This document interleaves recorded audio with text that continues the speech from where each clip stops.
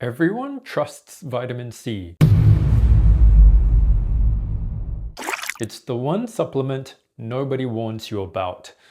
So when a study of 112,000 people linked a form of it to heart disease, I assumed someone had stuffed up the numbers. They hadn't. And the reason has more to do with the food than the vitamin itself. Now, the vitamin C in an orange isn't the problem. The study was looking at ascorbic acid, same molecule, sure, but this is the version manufacturers spray into processed food to stop it oxidizing and going brown.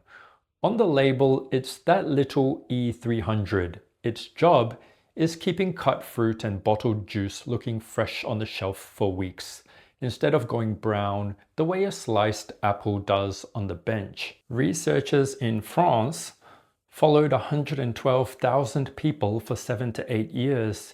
Every 6 months, people logged everything they ate over 3 days, and the team picked those meals apart down to the individual preservative. They looked at 58 of them, then zeroed in on the 17 that turned up in at least 1 in 10 diets.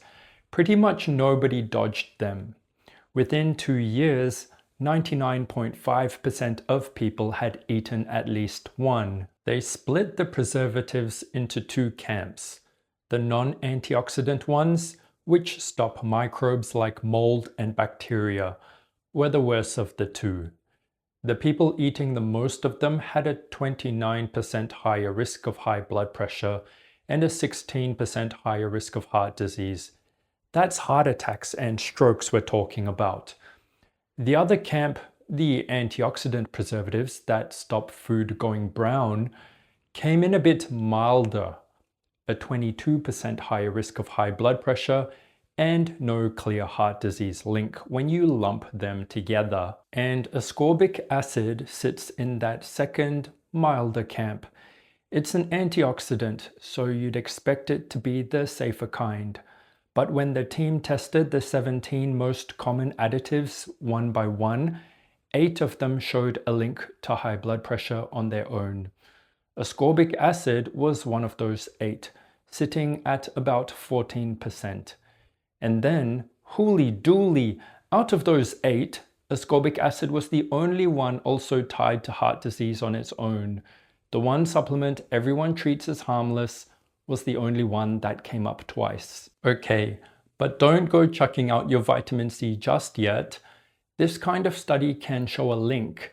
It can't prove one thing caused the other, and the researchers say that themselves. Added ascorbic acid mostly shows up in heavily processed food, the stuff already loaded with salt and refined junk.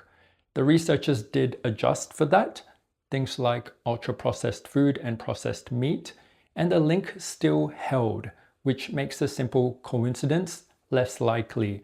But it's an observational study, so they can't fully rule out that the additive is riding along with other things in that food rather than causing the harm itself. One more number worth knowing. On average, under a third of people's vitamin C came from the additive form.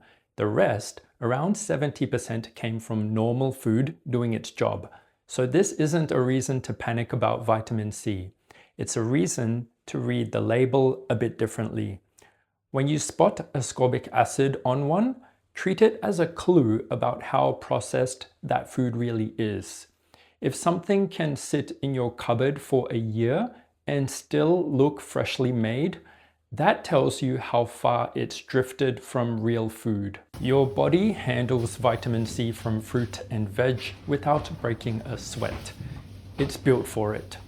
What this study really points at is how processed our food has become, and that's the bit worth paying attention to.